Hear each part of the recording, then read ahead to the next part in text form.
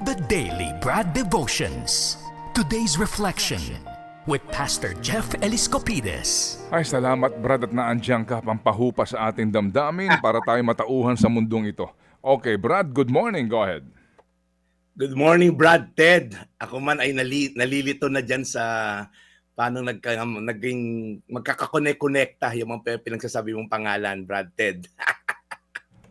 Well, Konektado naman yan, Brad Ted, sa aking sasabihin ngayon. sige. Good morning. Go ahead. Morning, Cha. Good morning. Well, Ted at Cha, talking about fame and fortune, yung mga bagay na pinag-uusapan natin, power, possession, may maganda akong verse para dyan. Sabi po sa unang Pedro, 1:24 hanggang 25, ang lahat ng tao ay gaya ng damo. Okay? Ang lahat ng kaluwalhatian ng tao ay gaya ng bulaklak ng damo. Ang damo ay natutuyo at ang bulaklak ay nalalagas, ngunit ang salita ng Panginoon ay mamamalagi magpakailanman. Ano ibig sabihin na to, Ted at Cha? Sinasabi lang niya, lahat tayo rito temporary lang. Parang yung damo dito sa likod namin. Maya yung aming hardinero, yaman. Hindi, yung taga-in charge po dito sa village, siguro once a month, nag-iikot niya sa village, dala yung kanyang grass cutter. And then, kahit hindi ko diligan, tutubo, pero mamamatay din. Mangunguluntoy, matutuyo, and then mawawala na rin po kahit minsan ang ganda ng kulay ng bulaklak nila, kumukupas din po. So sabi dito, ang buhay din natin ganon. At sinabi nga po natin kahapon, maikli lang ang buhay natin. Ngayon, minsan sobrang busy tayo, we're chasing after success or material things, kasaganaan sa buhay, karangyaan, kaluwalhatian natin. Wala po masama sa mga bagay na sinabi ko, no? Maliban lang kung ito'y kinukuha mo, ina-achieve mo, una sa pangsariling pamamaraan, okay, pangalawa sa illegal na pamamaraan or maring immoral na pamamaraan. Ito po yung mga temporary lang, yung posisyon na pinagpapatayan dyan sa Las Piñas. 100 years ago, hindi nila kilala kung sino mayor dyan or kung sino man. Kumbaga po, lilipas din yan. Ngayon, it doesn't mean huwag ka nang maghangad ng success. Habang ikaw ngayon ay nakaupo, paano mo yan nagagamit sa kaluwalhatian ng Diyos? Kasi po, at the end of the day, ang matitira lamang po rito ay ang mabuting salita ng Diyos. Yung ginamit mo ba sa pamamaraan ng iyong paglilid ang salita ng Diyos? Namuhay ka ba ayon sa kanyang mga panuntunan, sa kanyang mga plano, sa will niya sa buhay mo? Kasi nga po, ang siste, pag tayo'y nakaupo na o tayo mayaman na, tayo'y successful na, nagiging inward focus po. Paano pa ba ako mayayaman? Paano pa ba ako mamimaintain tong posisyon ko na to? Paano ko pa ba makakapagkamal, ma-secure yung 100 taong henerasyon na susunod sa akin? Sa Diyos lang po may kasiguraduhan. Sa Diyos lang po tayo makakakuha ng totoo kapayapaan. Kaya gusto ko lang po encourage, kung nasa posisyon ka ngayon, I'm happy for you. Pero tandaan mo, panandalian lang yan. Habang ikay nakaposisyon dyan ng 6 na taon, ginagamit mo ba yan para sa kaluwalhatian ng Diyos? Dahil sabi din sa Biblia, in everything you do it all for the glory of God. Kaya kapatid, ano ba inuuna mo ngayon sa buhay mo? Ikaw na taxi driver, paano ka ba makaka-relate dito? Pinapamuhay mo ba ang iyong pagiging taxi driver? Nakafocus ka ba na aking pagmamaneho, ginagamit ko para sa kaluwalhatian ng Diyos? May naiwan na wallet, susoli ko yan.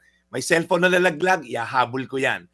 Tama yung sukle, tama lahat sa taxi and all. Ganun po yung sinasabi rin sa Biblia. I-challenge ko lang po kayo ngayon.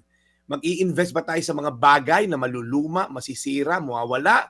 O mag-i-invest tayo sa salita ng Diyos? Papamuhay natin ito at nang tayo ay magkaroon ng buhay na walang hanggan. Unang Pedro 1:24 hanggang 25. Ang lahat ng tao ay gaya ng damo. Ang lahat ng kaluwalhatian ng tao ay gaya ng bulaklak ng damo. Ang damo ay natutuyo, bulaklak ay nalalagas, ngunit ang salita ng Panginoon ay mamamalagi magpakailanman. Panginoon, maraming salamat sa inyong kabutihan. Salamat, Panginoon, sa inyong kaluwalhatian. Binibigyan mo kami ng limitadong oras at araw dito sa mundo at gamitin sana namin ito katulad kahapon na napag-aralan namin for your glory. Make every day count. Gamitin namin, Lord, ang buhay na limitado dito sa lupa na may eternal consequence.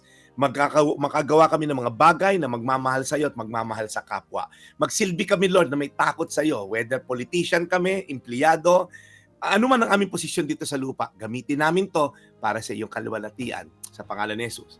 Amen. Amen. Mahal na Panginoon, marami pong salamat muli sa araw na ito, sa panibago pong leksyon, sa panibago pong aral na aming napakinggan mula kay Brad Jeff. Lord, we pray, inyo po siyang aalagaan lagi. Bless his mission, alagaan po lalo ng kanyang kalusugan, pati po ang kanyang pamilya at mga kasama po sa kanyang pagmimisyon. Lord, salamat po muli sa araw na ito. Lord, we pray for the gift of contentment. Kami po'y pagkalooban po ninyo nito. In Jesus' name we pray. Amen. Amen. Salamat na marami. Thank you, Brad, for another reminder.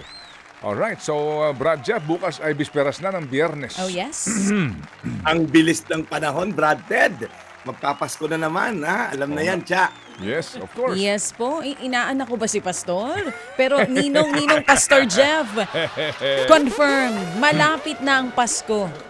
Alam mo si Ted, hindi na Konting-konti. naghihintay ng Pasko yan, Ay, Cha. nako. Kaya nga eh. Sinabi mo. Ano ka ba? It's on the record, Mr. Chairman. Christmas for you is every day. At Of di course. natin kailangan antayin ng Pasko Of course, of course. para sa Wala pagbibigayan. may manifestation. Isang manifestation lang. Brad Ted, 20 pa lang ngayon, wag muna. Okay. Saan tapos na? No Yeah. worries, Madam Chair. Everything is duly noted. Noted. And seconded. With thanks. All the best. Parang email Okay ka talaga. Oo, duly noted Okay, Brad, salamat na marami. We'll catch you again tomorrow. Ted, batiin ko lang mga taga-security bank na lagi naka-tune in, Harold at Hello. Jamie De Leon. Iyan. Ngayon. At ang aking tropa mula Amerika, Jose Mercado. Yan, salamat sa pakikinig from LA.